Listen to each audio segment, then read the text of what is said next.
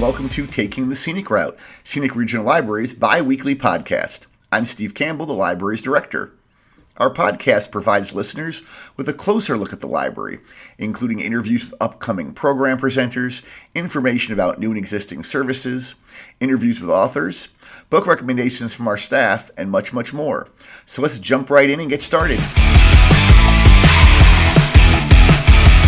Amy England is creative director and dancer for Mystic Sands Bellydance Fusion, which performs all over the state of Missouri.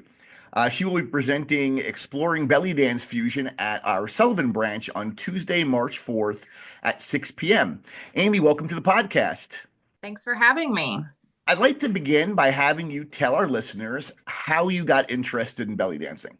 Okay. Well, I have been a dancer my entire life. I started as a child with ballet, tap, jazz, all of those sort of traditional ones for us. And then I continued on into that until my high school years. I got into sports a little more, but I've always been a dancer. And then as an adult, I found out that there were some belly dance classes in Rolla. And so I went and checked them out, and I've been belly dancing ever since. And that's been about 10 years. I've always thought of belly dancing as a Middle Eastern kind of dance, but I've been to some Greek restaurants and seen belly dancers there. Where exactly did belly dancing originate? So belly dance originated in that whole region. There are mentions of this sort of dance in the ancient Greek and Roman history, but what we now call belly dance seems to originate from what comes out of like Turkey and Egypt. Okay. But that whole region has a similar style of dance, and so there's a lot of cultural overlap. And today it's fused with a lot of different styles. But yeah, I mean, it came from that whole region. And so that's why you'll see it at a lot of different Mediterranean type restaurants. Well, that makes sense then, yeah. So the Mystic Sands Dance Troupe performs what you call belly dance fusion.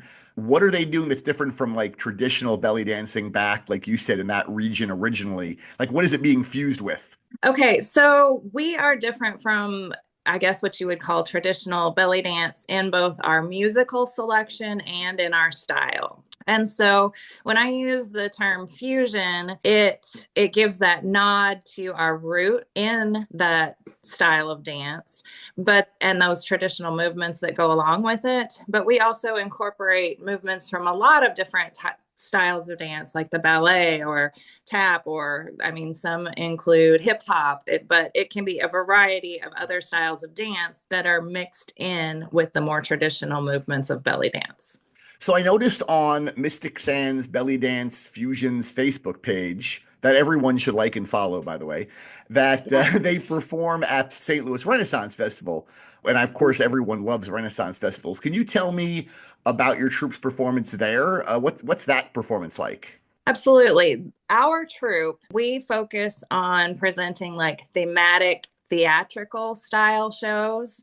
And so we have been Vikings, we have been pirates, we have been witches, we've been mermaids, all sorts of different things like that. So our fusion dance is, of course, based in belly dance, like I mentioned. And then we use a variety of props. Also, we dance with some of the traditional belly dance, like swords and veils and Isis wings. But we dance with fire. We have spears when we're Vikings. We have shields. So that's the style of dance that we take to Renaissance festivals and other festivals too. How many people, I assume it's all women in the troupe. How many people are in the troupe, the dance troupe? Currently, yes. Currently, I have all women in the troupe. We have had men dance with us in the past, and our current troupe has 5 members. So this program at the library is open to both men and women. Absolutely. Now, you said before the interview began, you were telling me that you've presented this program at our Sullivan branch 2 previous times to a packed house. Has it always been women? No, I have had at least one man that I remember that joined us. Great. So besides libraries, obviously, and Renaissance festivals, does your troupe perform in other places as well? We do. We have performed at some street festivals. We've performed for small town events. events, like there was an art in the park event sort of thing in my hometown. We danced for a birthday party, some shows like in the St. Louis area that feature a lot of different dancers. So, for example, our spring schedule includes an urban cabaret performance. That's the name of the show. That one's in St. Louis.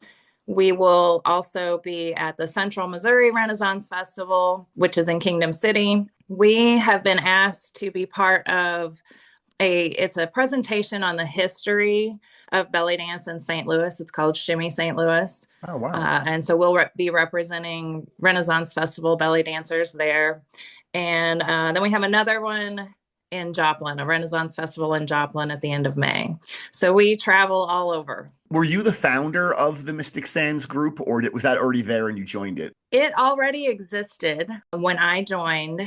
And then our director and teacher at the time moved and kind of turned things over to me about 5 years ago. Okay. So as I mentioned multiple times, you're presenting this program at our Sullivan branch. What should people expect? I know you've alluded a little bit to what your group does, but what should someone expect? Of course, this is going to be people getting up and dancing, right? They're actually getting to try this out themselves. Oh, correct? Absolutely. Yes. That's what it's all about. My program is about having fun, moving our bodies in maybe a different way than we have before. So I give a brief overview of some of the core movements involved in belly dance and talk about the different styles, and then we try it. And we just have a good time together learning how to try to make different shapes and movements with our bodies. And you mentioned that it's all different types of music, not just what people would think of as belly dance music. Oh, yes. My playlist will not have very much traditional belly dance music on it.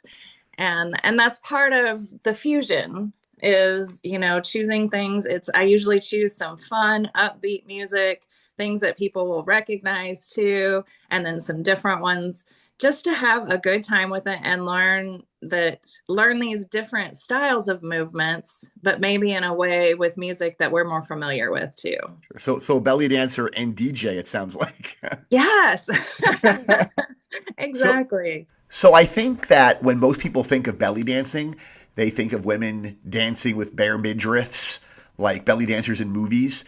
Obviously, there are a lot of people who are insecure about their bodies. What do you say to those people who might be scared away from this program because of their preconceived notions about belly dancing? Right. Well, first of all, no one is required to expose their midriff. There are a lot of dancers, professional dancers, who wear full dresses or tops that cover the belly. So it's really that thing to me is what you are comfortable with. But it's also about body positivity and learning that our bodies do amazing things for us and we can move in different ways. And so for me, I want my class to be something where we come together as a group, we support each other, we laugh together when we get kind of tangled up in things. But most of all, it's just having fun and expressing appreciation to our bodies for what they do for us. This is probably like a form of exercise as well. I'm sure it's. Oh, absolutely. I attempted the Couch to 5K program that probably a lot of people have heard of, where you start walking and running and all of that. And I got about 5 days into it and I thought, you know what? I just don't enjoy this. And I mean, there are people who enjoy running and that's great, but I was not a runner. And I thought, I can do some other things that I enjoy a whole lot more and still get exercise. And belly dance is one of those things. It's something that moves you. It creates flexibility depending on how much dance you're doing. It can be cardio. It can be strength building as far as, body weight strength. So, and it's very good for the core of your body, which is, helps your back and helps a lot of different strengths. So it's absolutely a form of exercise. Great. Well, Amy, thanks for joining me. Once again, Amy will be presenting Exploring Belly Dance Fusion at the Sullivan branch on Tuesday, March 4th at 6 p.m. You can register for the program by visiting scenicregional.org/events. Thanks so much, Amy. Thank you for having me. My next guest is Dan Burkhart. Dan lives in St. Louis and is considered a leading expert on the Katy Trail. He's written multiple books on the trail, including Growing Up with the River and Missouri River Country. His latest book is called Trails Across Missouri, the Katy and Rock Island. In 2019, Dan was recognized by the National Wildlife Foundation with their National Conservation Leadership Award. He will be presenting Trails Across Missouri at our Warrenton branch on Tuesday, March 25th at 5:30 p.m. Dan, welcome. Glad to be with you. Thanks for joining me on the podcast. Let's get started by having you tell me a little about your background. Well, I live in St. Louis, as you said, and I had the good fortune of working at Edward Jones for my business career. And many people are aware that the senior partner of Edward Jones was a fellow named Ted Jones. And I worked with Ted closely in the 1980s. And another project he was working on in the 1980s was creating the Katy Trail. And that's how I got involved in all this. Ted was a great business person, and he was a great Missourian.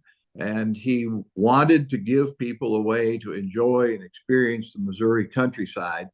And he wrote a check for $2 million of his own money to purchase the old Katy Railroad right-of-way that became the Katy Trail. And so I was working with Ted, spending time with him when all this was going on 40 some years ago. And when I retired from Edward Jones in 2006, I began this sort of work to advocate for and to enhance and improve the Katy Trail corridor across Missouri.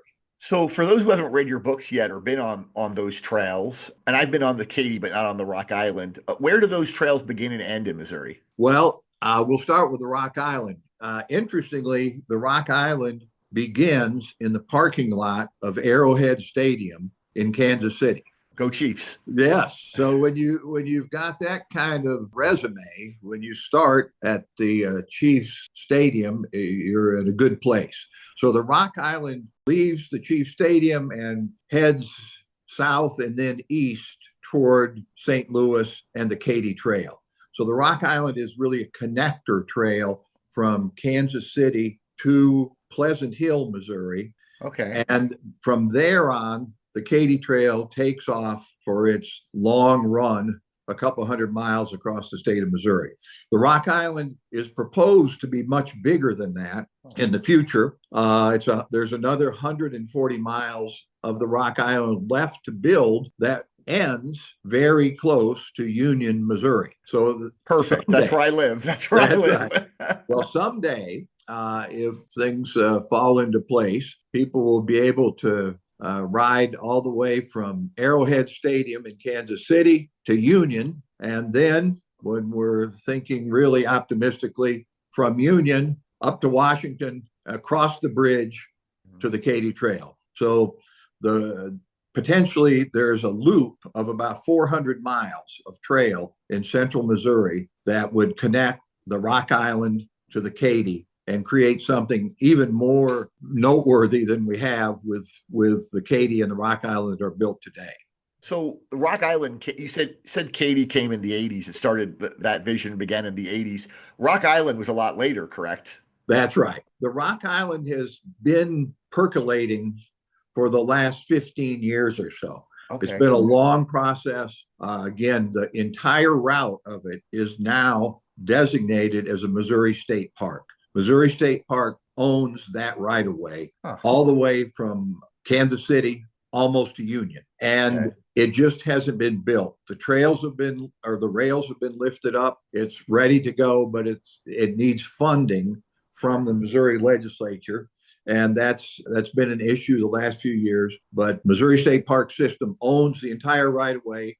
And when and if funding is available, that entire route can be built to get Union in your backyard connected to Arrowhead Stadium in Kansas City, and then across the river ultimately to meet the Katy Trail on the other side of Washington. I don't know how much you know about trails around the country, but was Missouri the first state to come up with the concept of removing rail lines and turning them into trails, or is that something that was done by other states before this? That is an outstanding question. And rail banking as it's known, had been approved by Congress and made possible in the early 70s. Okay. So there were other rail trails, they're called, around the country, but nothing of the magnitude of the Katy. In the mid 80s, rail trails were in their infancy. It was something that was authorized by Congress. They had been instituted in other places, but they were relatively short. They're 14 miles here, Sure. 20 miles there. Very important to the communities they connected and very popular. But when the Katy came along at 237 miles,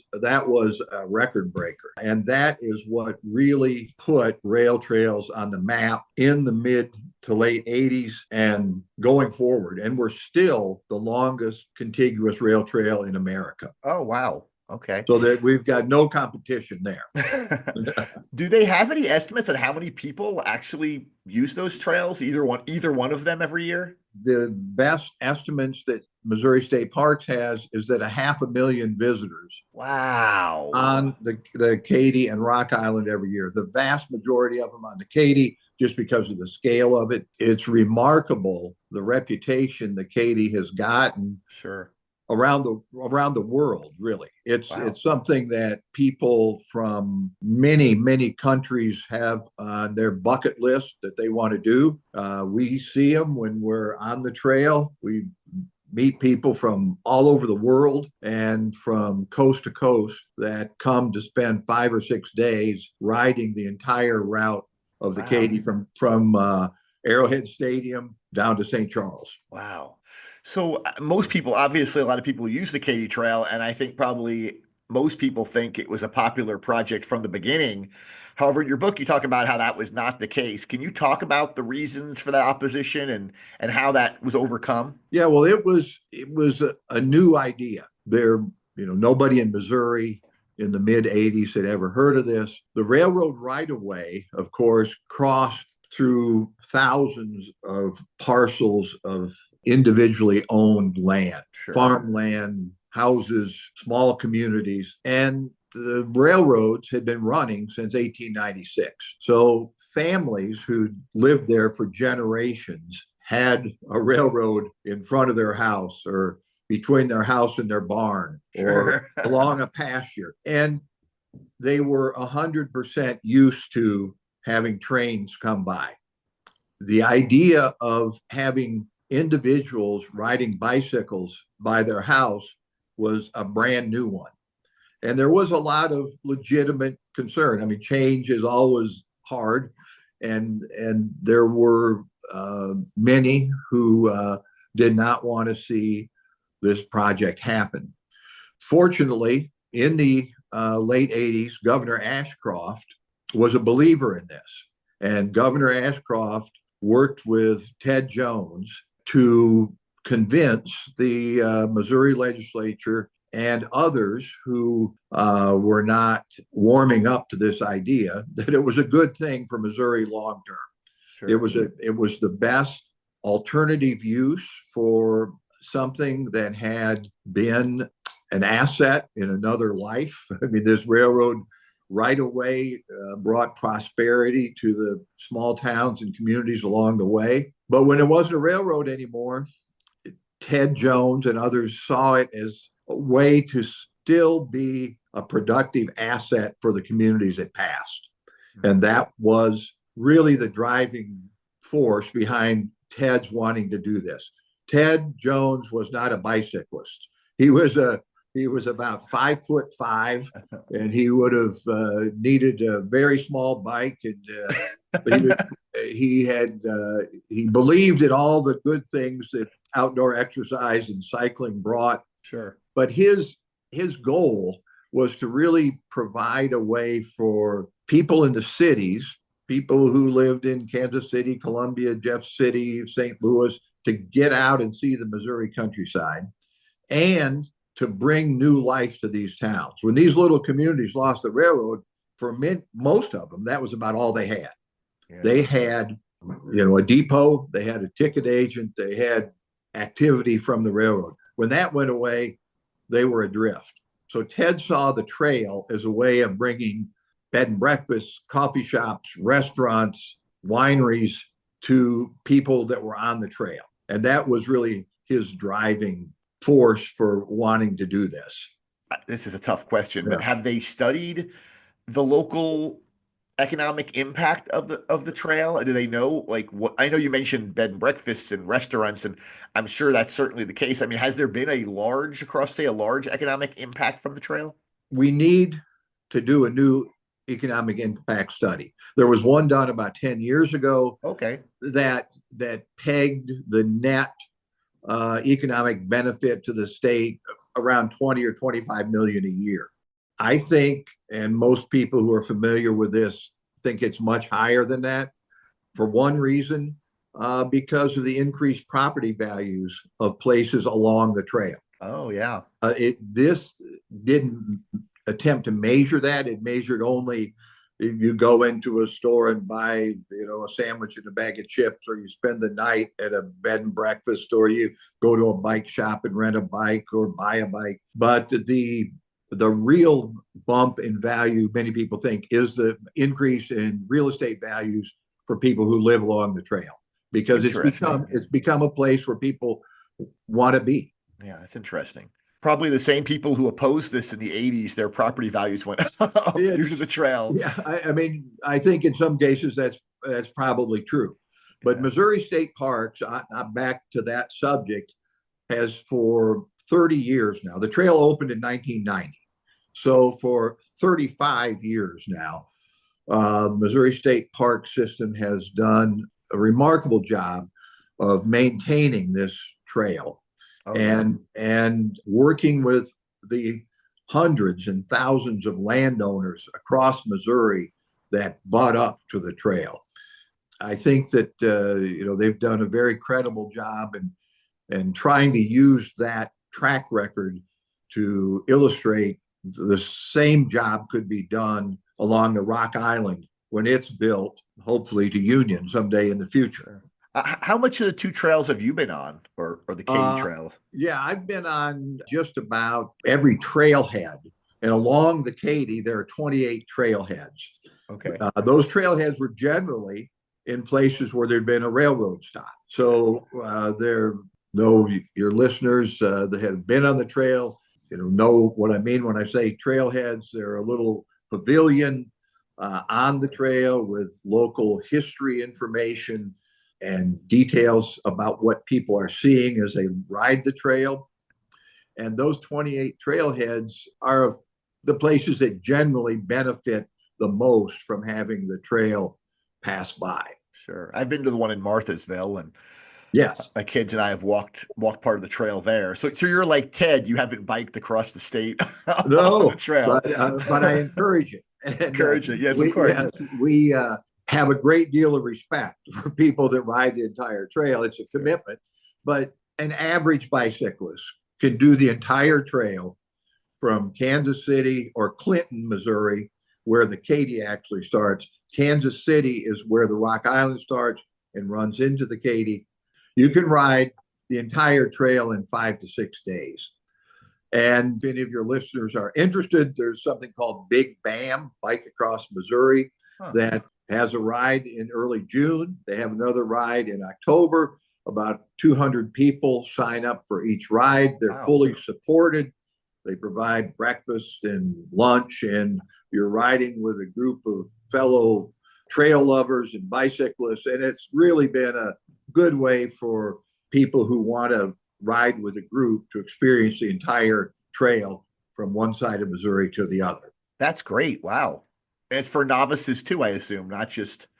Yes. And for this ride, they make e-bikes available. Oh, so wow. If you're somebody who thinks, well, I'm a pretty good cyclist, but I might need a little help for that last 10 miles, you can pedal your e-bike and then rely on the battery as needed at the end of the day. Seems like cheating to me, but well, a lot of people feel that way, but it does make the trail accessible for more people. Sure, that's true. Yeah. So do you have a favorite section of the Katy Trail or even the Rock Island Trail? Well, the beauty of the Katy is that it traverses so many types of landscape. It starts in the Great Plains Western Missouri is officially a part of the Great Plains of Kansas and Oklahoma. Mm-hmm. So Western Missouri is in the Great Plains. It ends in the Great Rivers.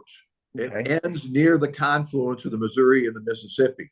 So it starts in one completely different ecological zone and ends in another different one and passes through many iterations of one and the other, the 240 miles.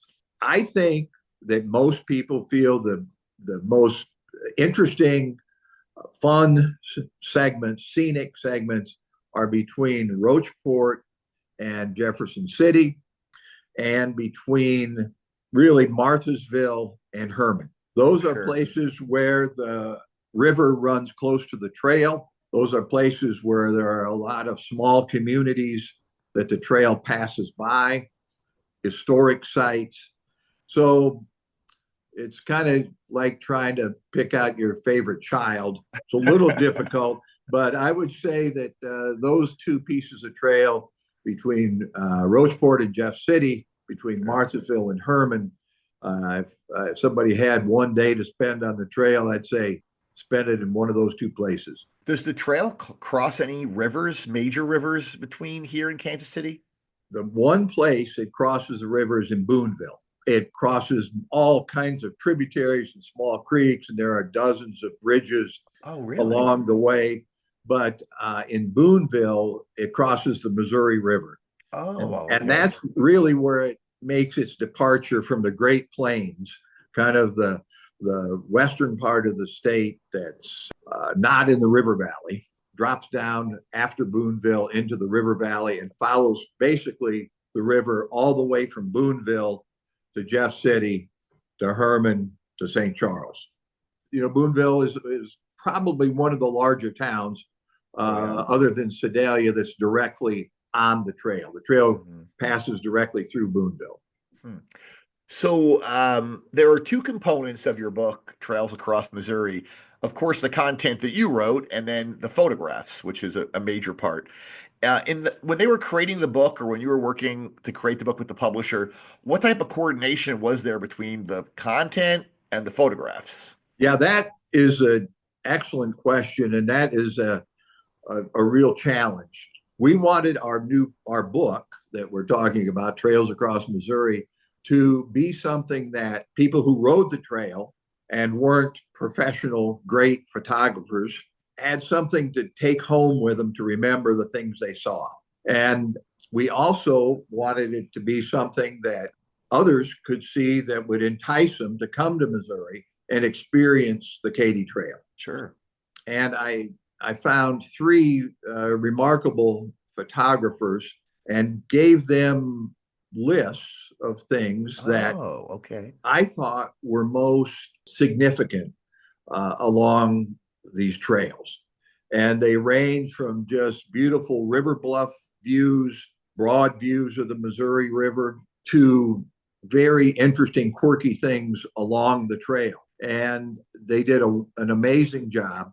They were out for about 6 or 8 months, going up and down the trail between Arrowhead Stadium and the end of the trail in St. Charles, just past St. Charles.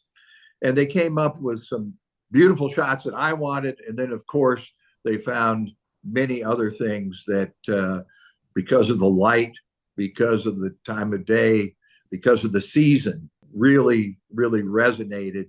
And so we use those photos as well. So that's really surprising for me to hear. So the publisher didn't find the photographers, you found the photographers. Yes. This was a project that our not-for-profit Magnificent Missouri undertook. And Magnificent Missouri is a 501c3, and our whole mission in life is to work with Missouri State Parks to make the Katy Trail better and to advocate for the Katy Trail. So this book was done on a purely not-for-profit basis, and I can tell you it is very not-for-profitable. But it's the sort of thing that something like the Katy Trail needs to tell its story, because those who are out there riding it know it, but the other few million people in Missouri that haven't been on the trail don't realize why people would come from around the world to ride through Missouri. And I hope when they read this book and they see these photos, they'll understand why. But yeah, I had three great photographers: Dennis Coelho, who's in St. Louis; Notley Hawkins, who's in Columbia; and then another fellow who took a couple drone images. He was from the area in eastern Missouri. Had you worked with them on your previous books as well? No, Okay. I used other photographers, but in this one, Dennis Coelho, who's from St. Louis, has most of the photos in the book, and he has spent his entire career traveling the world capturing cycling images. He's been on the payroll of every major outdoor magazine you can imagine. He's traveled to Europe and other places to capture bicycling events. And so I was able to persuade him that this is something he might want to spend 6 months or so doing. And he did. You're a salesperson. Well, that's the business we're in. It's selling the Katy Trail. Yeah. And Dennis took the cover photo. If you've seen the book, which I'm sure you have, the cover photo is quite remarkable in terms of lighting and perspective and the story it tells. And Dennis took that one and the majority of the other photos in the book. But Notley, beautiful. Yeah, Notley had some amazing drone photos that he took, especially around Columbia, that are remarkable. Yeah. So you mentioned that the Rock Island is not complete and that there's plans to complete that. Do they have any timeline on when they're going to complete the trail? No. Okay. Right now, it's being done in bits and pieces. For example, Owensville is a leader in this. Other small communities in eastern Missouri, the same way. Every community on the Rock Island wants to see the Rock Island done. And so they're getting grants and they're doing pieces in their town. And Rosebud, many communities in eastern Missouri are applying for grants, getting grants, doing 2 miles within their city limits, and hoping for the day that those 2 miles will connect to the bigger trail. It's right now, there's a lot of enthusiasm in the local communities. They're lobbying the Missouri legislature to complete the whole thing, but these wheels turn slowly. Sure. And that's another thing that we hope our book does, is reaches out to a broader group of people and illustrates how darn valuable this Katy Trail has been and how the Rock Island can bring the same thing. Well, it's not ideal, but honestly, for a community like Rosebud or Owensville, having a 4 or 5 mile segment of trail in their town is nice for just local hikers, runners, walkers who want to just walk a short distance on a nice trail. It's of great value. It's of great value. And in a lot of these communities, it provides something that is really valuable, and that is called a safe route to school. There's an official program called Safe Routes to School. And in a couple of these locations, kids can put their bike on the trail and ride to school or walk to school. And, there are many facets to what makes a trail valuable, and that's one of them. Wow. Well, Dan, thanks for joining me. Once again, you will be presenting Trails Across Missouri at our Warrenton branch on Tuesday, March 25th at 5:30 p.m.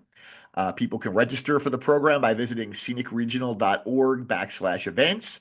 You can also find the book, Trails Across Missouri, the Katy and the Rock Island, in our library's collection. Thanks so much, Dan. Glad to be with you. Well, that wraps up the latest episode of Taking the Scenic Route, Scenic Regional Library's podcast. I hope that you can join me again in 2 weeks when we release our next episode.